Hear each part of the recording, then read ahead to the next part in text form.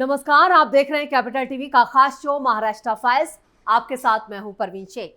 आपको बताएंगे पाकिस्तान पर हमले का क्या है पीएम मोदी का आदेश, यूरोप में छुट्टी मना रहे उद्धव पर क्यों भड़के लोग, संजय राउत को क्यों पड़ी गालियां, शिंदे पवार की क्यों बढ़ेगी टेंशन, और सीमा हैदर पर क्या बोल गए सपा नेता अबू आजमी। इसके अलावा जानेंगे कौन किसे दे रहा है चुनौती, कौन किसकी बढ़ा रहा है टेंशन।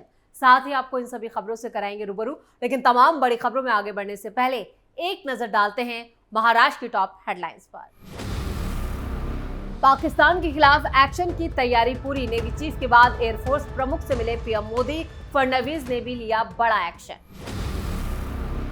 भारत को रूस से मिले 250 करोड़ के नए एयर डिफेंस मिसाइल, बच नहीं पाएगा दुश्मन के ड्रोन और हेलीकॉप्टर। पहलगाम हमला हुआ और यूरोप में छुट्टी मनाने निकल गए उद्धव ठाकरे, लोग जमकर दे रहे हैं गालियां, मिलिंद देवड़ा ने उठाए सवाल। पहलगाम हमले को लेकर पीएम मोदी पर बरसी शिवसेना, संजय राउत ने कहा इंदिरा गांधी का इतिहास देखिए, लोगों ने कर दी ठुकाई।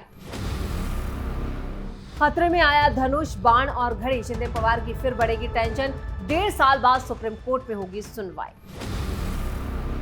खबरों में सबसे पहले बात पहलगाम हमले पर पीएम मोदी और फडणवीस के एक्शन की।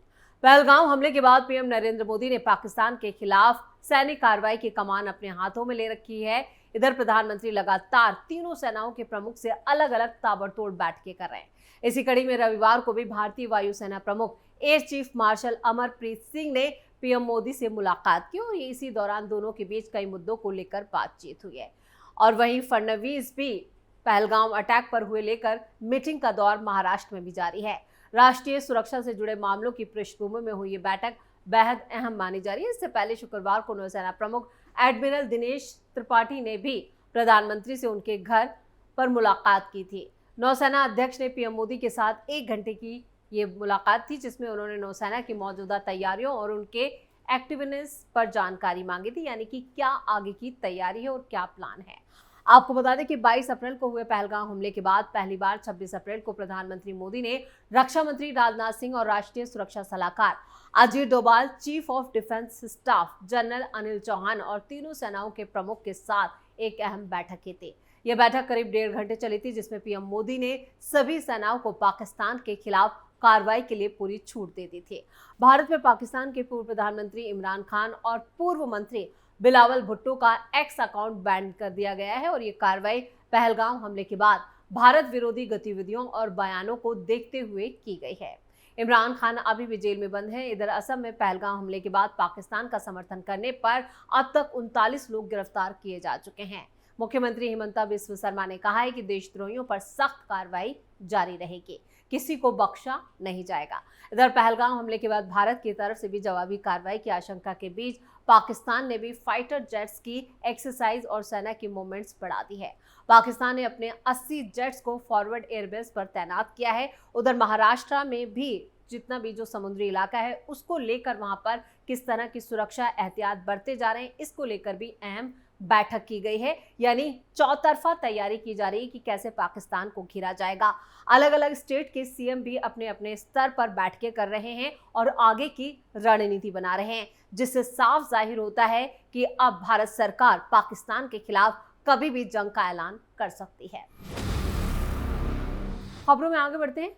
पहलगाम हमले के बाद पाकिस्तान से तनाव के बीच भारतीय सेना की ताकत और बढ़ गई है। इसके पीछे की वजह है रूस से आया वो हथियार जो दुश्मन सेना के ड्रोन और लड़ाकू विमानों को हवा में तबाह कर देगा। भारतीय सेना को रूस से इग्ला एस मिसाइल डिलीवर की गई है और रूस से डिलीवर हुए एयर डिफेंस सिस्टम को सीमावर्ती इलाकों में तेज और सटीक वायु रक्षा के लिए खासतौर से तैनात किया जा रहा है। ईगल एस मैनपेट्स यानी man portable air defence system है, जिसे सैनिक अपने कंधों पर रखकर फायर कर सकते हैं और ये कम दूरी के एरियल टारगेट को हवा में ही मार गिराने के लिए इस्तेमाल किया जाता है।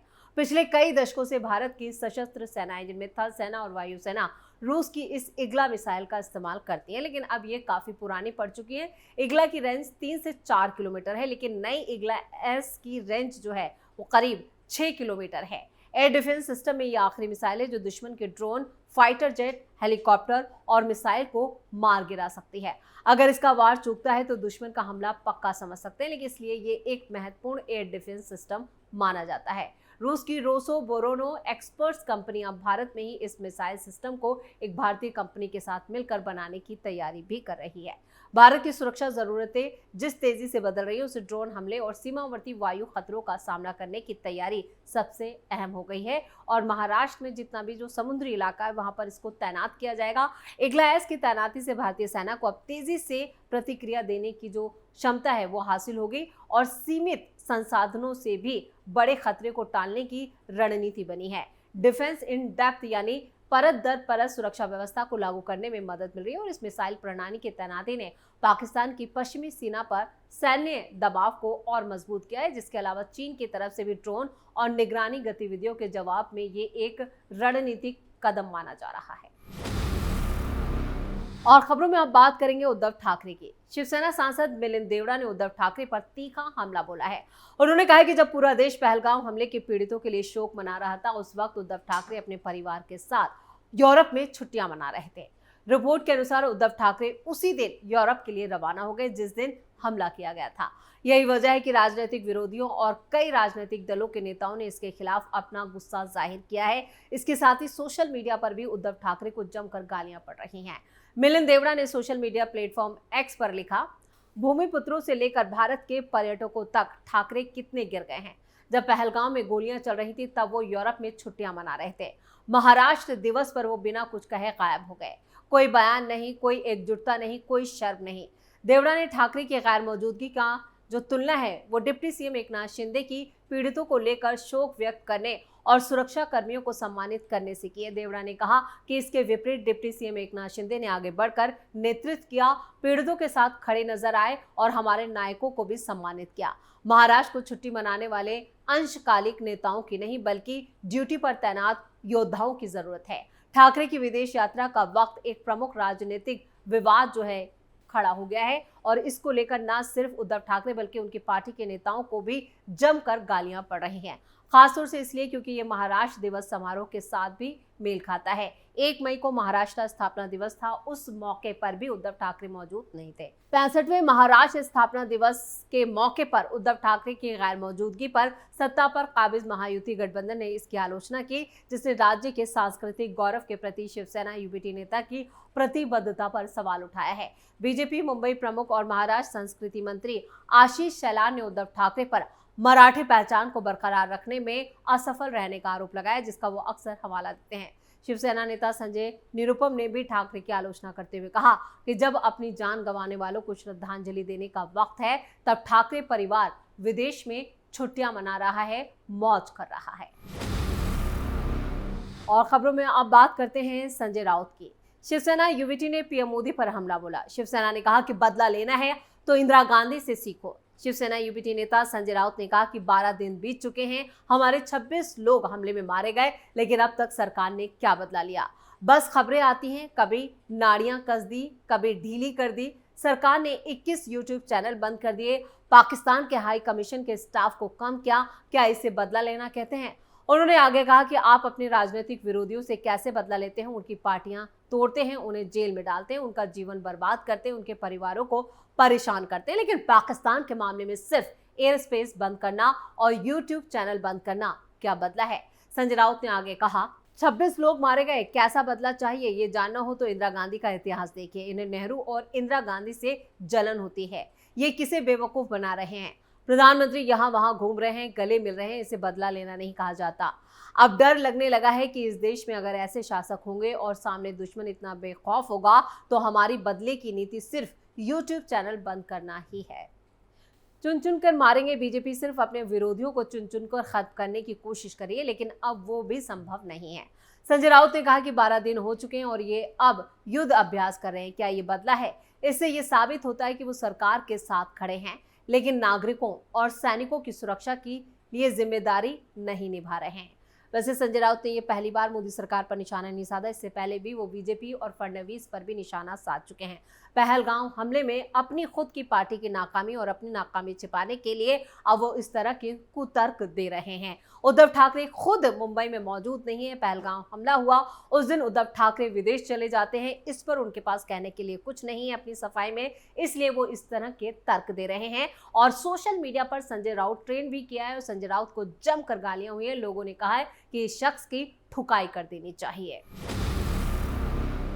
और खबरों की आखिर में बात करते हैं एकनाथ शिंदे की। महाराष्ट्र की राजनीति में ठीक 3 साल पहले एक ऐसा भूचाल आया था कि राज्य की बड़ी राजनीतिक पार्टियां 2 टुकड़ों में बंटकर अलग हो गई थी। 3 साल पहले जून 2022 में शिवसेना में बगावत हुई और एकनाथ शिंदे ने अपने विधायकों के साथ मिलकर उद्धव ठाकरे के खिलाफ बगावत की और अपनी अलग पार्टी बना ली। पार्टी बनाने के बाद एकनाथ शिंदे ने यह भी दावा कर दिया कि उनकी शिवसेना असली शिवसेना है। यह मामला ताजा ही था कि दूसरी तरफ राष्ट्रवादी कांग्रेस पार्टी में भी बगावत का सुर उठा। एक के साथ अंदर ही अजीत पवार ने भी एनसीपी शरद पवार गुट से अलग होकर अपनी पार्टी बनाई। अजीत पवार ने अपने चाचा शरद पवार की पार्टी से अलग होकर एनसीपी पार्टी बनाई और दावा कर दिया कि उनकी एनसीपी असली एनसीपी है, जिस पर चुनाव आयोग ने पार्टी और सिंबल को लेकर एकनाथ शिंदे की शिवसेना और अजीत पवार की एनसीपी के पक्ष में अपना फैसला दिया। इसलिए उद्धव ठाकरे और शरद पवार की पार्टियों के नेता इस मामले को लेकर सुप्रीम कोर्ट चले गए। अब 1.5 साल बीत जाने के बाद शिवसेना और एनसीपी के बीच पार्टी सिंबल को लेकर सुनवाई होगी। शिवसेना पार्टी के सिंबल और नाम को लेकर याचिका पर सुप्रीम कोर्ट 1.5 साल बाद सुनवाई करेगा। सितंबर 2023 के बाद यह मामला पहली बार सुप्रीम कोर्ट में लिस्टेड किया गया, इसलिए अब इस मामले की सुनवाई 7 मई को होगी। साथ ही एनसीपी की पार्टी और सिंबल पर 14 मई को सुनवाई होगी। यह सुनवाई केंद्रीय चुनाव आयोग के दिए गए फैसले के खिलाफ दायर याचिकाओं पर होगी। शिवसेना पार्टी और धनुष बाण सिंबल मामले में चुनाव आयोग ने एकनाथ शिंदे के पक्ष में फैसला सुनाया था। इसके खिलाफ उद्धव ठाकरे ने सुप्रीम कोर्ट का दरवाजा खटखटाया था। उद्धव ने फरवरी 2023 में सुप्रीम कोर्ट में ये याचिका दायर की थी, लेकिन सितंबर 2023 से इस मामले में कोई सुनवाई नहीं हुई। 1.5 साल बाद ये मामला पहली बार 7 मई को सुनवाई के लिए सुप्रीम कोर्ट आया है। तो क्या ये मामला 7 मई को सुनवाई के लिए आया, इसमें क्या सुप्रीम कोर्ट का रुख रहता है? और वहीं अजीत पवार वाले मामले की जो सुनवाई है वो 14 मई को होगी और जिसको लेकर सुप्रीम कोर्ट का क्या रुख रहने वाला है, इस पर सभी की नजरें टिकी होंगी। इसी के साथ महाराष्ट्र फाइल्स में खबरों का सिलसिला यहीं खत्म करते हैं। बाकी खबरों के लिए आप जुड़े रहिए कैपिटल टीवी के साथ। वीडियो को लाइक करें, शेयर करें और कैपिटल टीवी को सब्सक्राइब जरूर करें। नमस्कार।